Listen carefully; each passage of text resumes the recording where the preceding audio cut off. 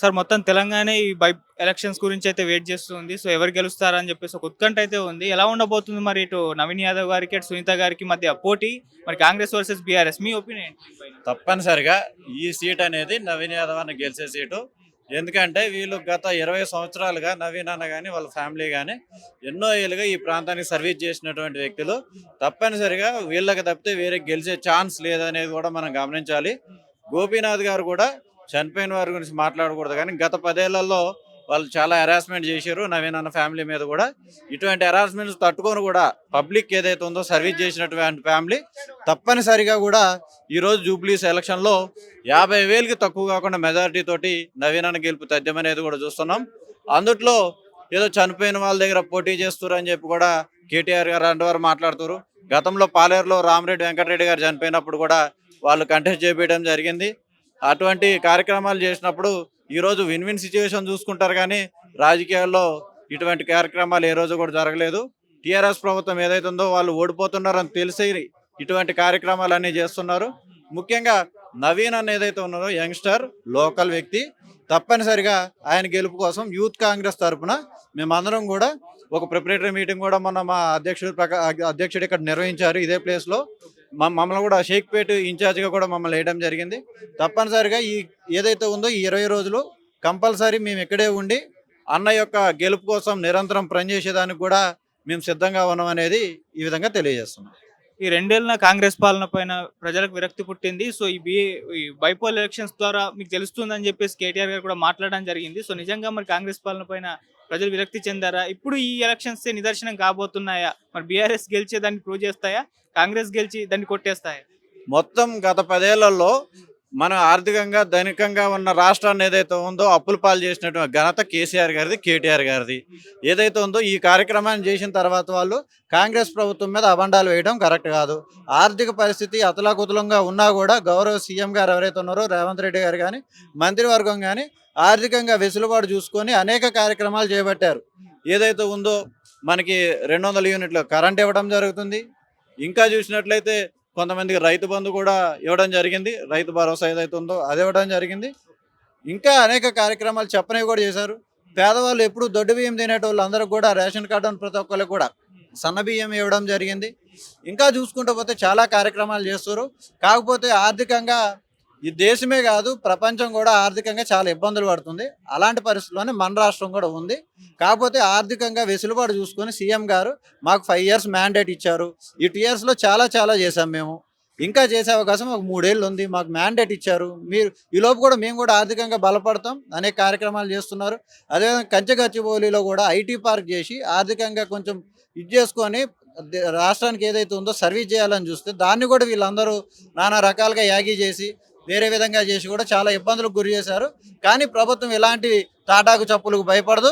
కేసీఆర్, కేటీఆర్ లాంటి వాళ్ళకి భయపడే వాళ్ళం కాదు. కాంగ్రెస్ కార్యకర్తలు కానీ యూత్ కాంగ్రెస్ లీడర్స్ కానీ గత 10 ఏళ్ళలో చాలా వేధింపులకు గురైనప్పుడు కూడా పార్టీని పట్టుకొని ఉన్నాం.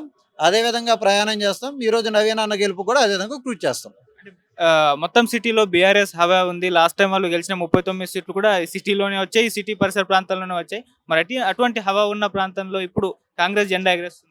బీఆర్ఎస్ హవా అంటే అది వేరే ఉంటుంది. ఎందుకంటే ఇక్కడ కొంత బీజేపీ వాళ్ళు కూడా కొంచెం స్ట్రెంత్ ఉన్నారు కాబట్టి అక్కడక్కడ అలాంటి కొంచెం ఓట్ పోలరైజేషన్ కొంత కాలేదు కాబట్టి అదేవిధంగా కొంత అర్బన్లో కూడా ఏదో కేటీఆర్ ఉంటే ఏదో చేస్తాడు, ఆయన ఐటీ మినిస్టర్ ఉండే ఏదో మొత్తం అర్బనైజేషన్ చేసేస్తాడు, మొత్తం ఏదో పీకేస్తాడు అనుకున్నారు. కానీ అలాంటి పరిస్థితి జరగలేదు. ఇప్పుడు అదేవిధంగా గతంలో కంటోన్మెంట్ ఎలక్షన్ జరిగింది. సాయన గారి కూతురు మరణించారు. అక్కడ శ్రీ గణేష్ గారిని ఆదరించారు. కంటోన్మెంట్ కూడా ఎక్కడో రూరల్ ఏరియా కాదు, సికింద్రాబాద్ నడిబొడ్డు 100% అర్బన్ ఏరియా. సేమ్ సినారియో ఇక్కడ కూడా రిఫ్లెక్ట్ అవుతుంది. కంపల్సరీ నవీన్ యాదవ్ అన్న గెలుపు అనేది తథ్యం.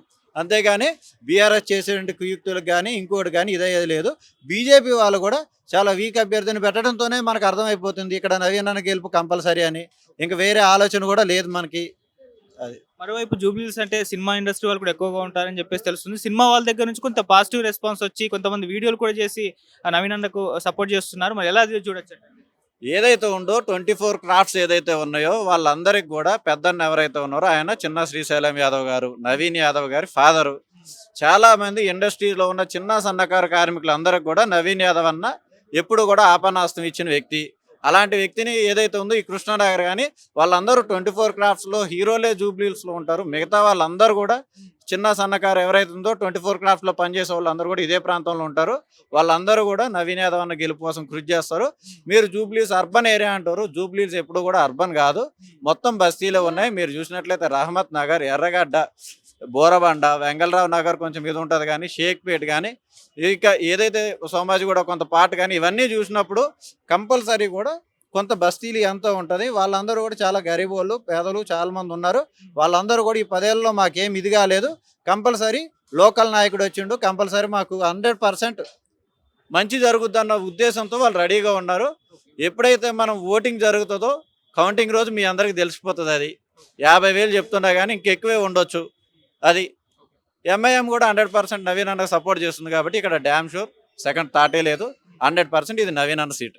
ఫైనల్ గా మరి రేవంత్ రెడ్డి గారు కూడా ప్రచారానికి రంగంలోకి దిగుతారా? ఆ వార్తలు అయితే వస్తుంది. సీఎం గారు ప్రచారం చేయాల్సినంత అవసరం లేదండి.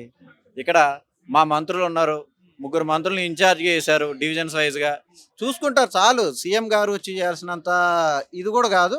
నవీన్ అన్న లోకల్ ఫేమ్ కొంత ఇది ఉంది, సీఎం గారు రావాలి. సీఎం గారు గైడ్ లైన్స్ తీసుకొని ఏ విధంగా ఎట్లా ఎలక్షన్ చేసుకోవాలనేది నవీన్ అన్న ఏదైతే ఉందో కంపల్సరీ గైడ్ లైన్స్ తీసుకొని వెళ్తున్నారు. సీఎం గారు ప్రత్యక్షంగా ఇక్కడ ఇది చేయాల్సినంత అవసరం లేదు. ఇప్పుడు కేసీఆర్ ఉన్నాడు, ఓడిపోయి ఆయనే ఫామ్ హౌస్లో ఉన్నాడు, ఆయనే రాలేదు. మన రహమనగర్లో మీటింగ్ పెడితే పబ్లిక్ రాలేదు, కేటీఆర్ ఇది చేస్తుండు. ఇప్పుడు వాళ్ళ అపోజిషన్ పార్టీకే వాళ్ళ అధ్యక్షుడు రానప్పుడు మా మహేష్ గౌడ్ అన్న ఉన్నారు, సీఎం గారు రానవసరం లేదు. మహేష్ గౌడ్ అన్న కూడా 100% ఏదైతే ఉందో 100% మహేష్ అన్న గైడ్ లైన్స్లో బీసీ బిడ్డగా నవీన్ యాదవ్ అన్న ఈ ఎలక్షన్లో అందరినీ కలుపుకొని పోతున్నారు. ఏ విధమైన ఇబ్బంది ఉండదు, అందరూ కలిసి పనిచేస్తారు. నవీన్ అన్న గెలుపు కోసం కృషి చేస్తారు. Thank you sir. నా పేరు కుర్మయ్య, యూత్ కాంగ్రెస్. జూబ్లీస్ ఉప ఎన్నికల్లో కాంగ్రెస్ పార్టీ అభ్యర్థి నవీన్ యాదవ్ గారు తప్పకుండా విజయం సాధించబోతున్నారు. మరి ఏదైతే మాకు ప్రత్యర్థిగా భావిస్తున్న బీఆర్ఎస్ కానీ బీజేపీ కానీ వారు ఎన్ని కుట్రలు కుతంత్రాలు చేసినా కాంగ్రెస్ పార్టీ విజయాన్ని ఆపలేరు. ఇది ఘంటాబద్ధంగా తెలియజేస్తున్నాం. బీజేపీ కూడా డమ్మీ అభ్యర్థిని పెట్టింది, దీపక్ లంకల్ రెడ్డి అని. బీజేపీ కోటేసినా బీఆర్ఎస్ కోటేసినా ఇద్దరికి వేసినట్టే. దయచేసి జూబ్లీస్ నియోజకవర్గ ప్రజలకు విజ్ఞప్తి చేస్తున్నాను, మా ముఖ్యమంత్రి రేవంత్ రెడ్డి గారి నాయకత్వంలోని కాంగ్రెస్ పార్టీ ప్రభుత్వం చేస్తున్న సంక్షేమ పథకాలను చూసి కాంగ్రెస్ పార్టీకి ఓటు వేసి గెలిపించాలని నేను కోరుతున్నాను. మీరు అనుకున్నట్టు ఇందిరా మిల్లు కానీ, ప్రజలకు ఉచిత కరెంటు కానీ, మహిళలకు ఫ్రీ బస్సు కానీ, సన్నోట్లకు 500 బోనస్ కానీ, రైతు రుణమాఫీ కానీ ఇవి విజయవంతంగా అమలు చేయడం జరిగింది. 2 ఏళ్ల కాలంలోనే ప్రభుత్వం ఏర్పడిన 7-8 నెలల్లోనే ఫస్ట్ విడత రుణమాఫీ చేయడం జరిగింది. నాకు కూడా రుణమాఫీ జరిగింది, మాకు భూమి ఉంది, మాకు కూడా రుణమాఫీ జరిగింది. కాంగ్రెస్ పార్టీ కార్యకర్తనే కాదు, రాష్ట్రంలో ఉన్న అందరికీ రుణమాఫీ చేయడం జరిగింది. మా ఇన్ఛార్జ్ మంత్రి, హైదరాబాద్ ఇన్ఛార్జ్ మంత్రి పొన్నం ప్రభాకర్ గారు, ఇక్కడ ఈ నియోజకవర్గ ఉప ఎన్నికకు ఇన్ఛార్జ్ చేసిన మంత్రి వివేక్ గారు, తుమ్మల గారు, మా ఏఐసిసి ఇన్ఛార్జ్ తెలంగాణ రాష్ట్ర వెల్లించే మీనాక్షి నటరాజన్ గారు కూడా ఈ మధ్య చూస్తూనే ఉన్నారు. మీరు సభలు, సమావేశాలు, సమీక్షలు జరిపి కాంగ్రెస్ పార్టీ చేస్తున్న సంక్షేమ పథకాలను ప్రజల్లోకి తీసుకెళ్లాలని చెప్పడం జరుగుతుంది. కేటీఆర్ గారు ఆరోపణలు చేస్తున్నారు, ఒకే ఇంట్లో 43 దొంగ ఓట్లు ఉన్నాయని. ఎంత చేసినా కానీ ఎలక్షన్ కమిషన్ దాని మీద తగ్గ విచారణ చేసింది. ఆ ఇంట్లో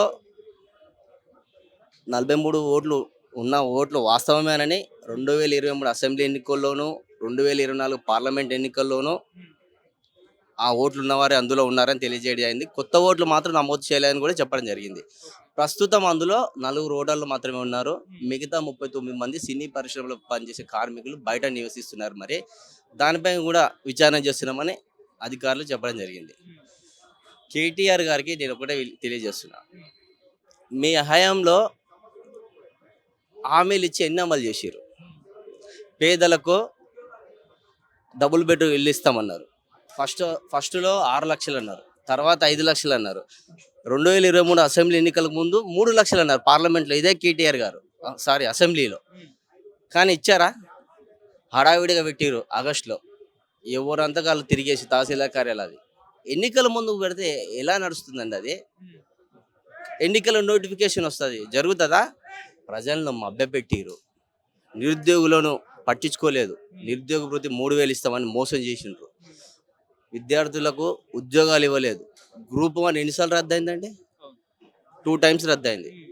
ఒక అశోక్ నగర్లో చదువుకున్న ఒక ప్రవళిక అనే విద్యార్థి గ్రూప్ 1 ప్రిపేర్ అయ్యి సూసైడ్ చేసి చనిపోతే అప్పుడే మంత్రిగా ఉన్న కేటీఆర్ గారు ఆవిడ ఏ గ్రూప్లకు అప్లై చేయలేదని టీవీ9 డిబేట్లో చెప్పడం జరిగింది. కానీ అదే ఆవిడ ప్రిపేర్ అవుతుందని కూడా ఆధారాలతో సహా మీడియా ముఖంగానే పెట్టడం జరిగింది. కేసీఆర్ గారు ఫామ్ హౌస్కే పరిమితమయ్యారు. ఒక ప్రతిపక్ష నాయకుడు ఉండాల్సిన మాజీ ముఖ్యమంత్రి కేసీఆర్ గారు బయటకు వచ్చి మాట్లాడుతున్నారని ఏమైనా ప్రజల సమస్యల మీద?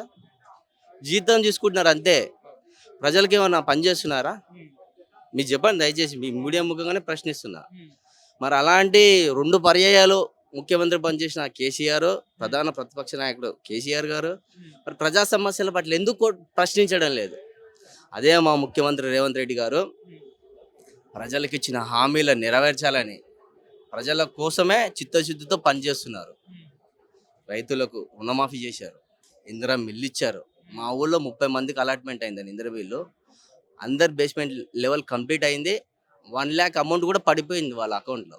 కావాలంటే మీ నాతో పాటు రండి, మీకు ఆధారాలు కూడా చూపిస్తా. నా నియోజకవర్గం కలకుర్తి నియోజకవర్గం, కలకుర్తి మండలం మార్చెల గ్రామం.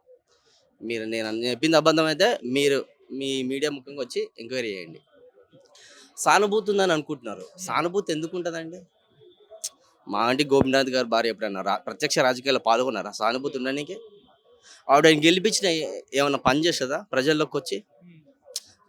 ఆయన చనిపోవడం బాధాకరమే, కానీ సానుభూతి అని ఉండదు. ప్రజలకు ఎవరు మంచి చేస్తారో, ప్రజల్లో ఎవరు కలిసి తిరుగుతారో, ప్రజల కోసం ఎవరు కొట్లాడతారో, ప్రజల ముందు ఎవరు నిలబడతారో అదే చూస్తారు ఓటర్. కానీ సానుభూతి అని చెప్పి నేను వాళ్ళకే ఓటేయాలని ఎక్కడ అనుకోరు. దయచేసి మీరు ఈ విషయాన్ని గమనించాలి. జూబ్లీస్ ఎన్నికల్లో మా ముఖ్యమంత్రి రేవంత్ రెడ్డి గారు అన్నట్టు నవీన్ యాదవ్ గారు బ్రహ్మాండమైన మెజార్టీతో గెలుస్తారు. మీరు అది చూడబోతున్నారు. ఇంకోటి, ఈ 2 ఏళ్ల కాంగ్రెస్ పాలనలో ప్రజలు విసిగిపోయారని చెప్పేసి కేటీఆర్ గారు ఆరోపించారు. సో దానికి నిదర్శనం కూడా ఈ జూబ్లీస్ ఎలక్షన్స్ కాబోతున్నాయి. బీఆర్ఎస్ గెలిచి ఈ 2 ఏళ్ల పాలనలో ఏ విధంగా కాంగ్రెస్ పాలన చేసిందో మనకు అర్థమైపోతుందని కూడా అంటున్నారు. మరి బీఆర్ఎస్ గెలిచి ఆ వ్యాఖ్యలు నిజమవుతాయా? కాంగ్రెస్ గెలిచి ఆ వ్యాఖ్యలను కొట్టిపడేస్తాయి? ఇదంతా కేటీఆర్ గారు చేసిన పసలేని ఆరోపణలు. ప్రజల కోసం ఏమైనా కొట్లాడుతున్నారా కేటీఆర్ గారు? ఇప్పుడు బీఆర్ఎస్ పార్టీ వర్కింగ్ ప్రెసిడెంట్ ఆయన, 2 పర్యాయాలు ప్రధాన మంత్రిత్వ శాఖలను చేసిండ్రు. అయినా ప్రజల కోసం ఏమైనా చేస్తున్నారా? కాంగ్రెస్ ప్రభుత్వం చేస్తున్న సంక్షేమ పథకాలను చూసి ఓర్వలేకపోతుండ్రు. వాళ్ళకి ఏం చేయాలో అంతుపట్టడం లేదు. ఇంకా ఈ మధ్యన వాళ్ళ ఇంట్లో కొత్త పంచాయతీ మొదలైంది. ఆ చెల్లెలు కవిత గారిని బయటకు పంపించిండ్రు. ఆవిడేమో ఇప్పుడు కేసీఆర్ ఫోటో లేకుండా, కవితక్క గారు కేసీఆర్ ఫోటో లేకుండానే మేము క్యాంపెయిన్ చేస్తామని కవిత గారు అంటున్నారు. జయశంకర్ గారి ఫోటో పెట్టుకుంటామని. ఇంతకుముందు కూడా జయశంకర్ గారి ఫోటోనే పెట్టుకున్నాము, ఇప్పుడు కూడా జయశంకర్ గారి ఫోటో పెట్టుకున్నామే వెళ్దామని అంటున్నారు. మీ ఇంట్లో పంచాయతీలతోని తిక్కమకం అయ్యి మీరు ఏం మాట్లాడాలో అర్థం కాక మా ముఖ్యమంత్రి రేవంత్ రెడ్డి గారు, మా క్యాబినెట్ చేస్తున్న మా డిప్యూటీ సీఎం బట్టి విక్రమార్క గారు, క్యాబినెట్ అందరూ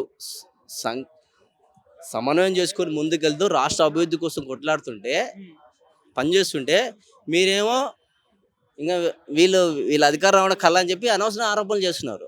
మీరు దయచేసి ప్రజలు గ్రామాలకు వెళ్ళి చూడండి, ఇందిరా మిల్లు వస్తున్నాయా లేదా, కరెంట్ బిల్ అమలు అవుతుందా లేదా, గ్యాస్ సబ్సిడీ 500 వస్తుందా లేదా, ఇవన్నీ తెలిస్తే మీకు అర్థమవుతుంది. కేటీఆర్ గారు ఎంతసేపు గుమ్మడికాయల దొంగ ఎవరంటే భుజాలు తడుపుకున్నట్టు ఉంటుంది కేటీఆర్ గారి వ్యాఖ్యలు. దయచేసి జూబ్లీస్ నియోజకవర్గ ప్రజలకు తెలియజేస్తున్నాను, మా ముఖ్యమంత్రి రేవంత్ రెడ్డి గారి నాయకత్వంలోని కాంగ్రెస్ పార్టీ ప్రభుత్వం, మా పిసిసి అధ్యక్షుడు బొమ్మ మహేష్ కుమార్ గౌడ్ గారి ఆధ్వర్యంలో కాంగ్రెస్ ప్రభుత్వం, అందరూ పార్టీ ప్రభుత్వం సమన్వయం చేసుకుంటూ ముందుకెళ్తూ ప్రజల కోసం పనిచేస్తుంది. యువజన కాంగ్రెస్ నాయకులు కానీ, ఎన్ఎస్యుఐ నాయకులు కానీ అందరూ సమన్వయం చేసుకుంటూ ఈ ఉప ఎన్నికల్లో భారీ మెజార్టీతో కాంగ్రెస్ గెలుస్తుందని మేము తెలియజేస్తున్నాము. మరి ప్రజలకు ఇచ్చిన ఏవైతే హామీలు ఉన్నాయో ఈ జూబ్లీహిల్స్ నియోజకవర్గ ప్రజలు కూడా అందుతాయని ఈ 2 ఏళ్ళు అందలే.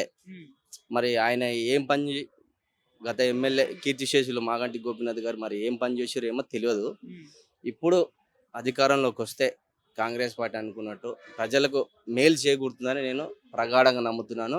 కాంగ్రెస్ పార్టీకి ఓటేసి గెలిపించాలని, నవీన్ యాదవ్ గారిని బ్రహ్మాండమైన మెజార్టీతో గెలిపించాలని మీడియా ముఖంగా అభ్యర్థిస్తున్నాను. ధన్యవాదాలు.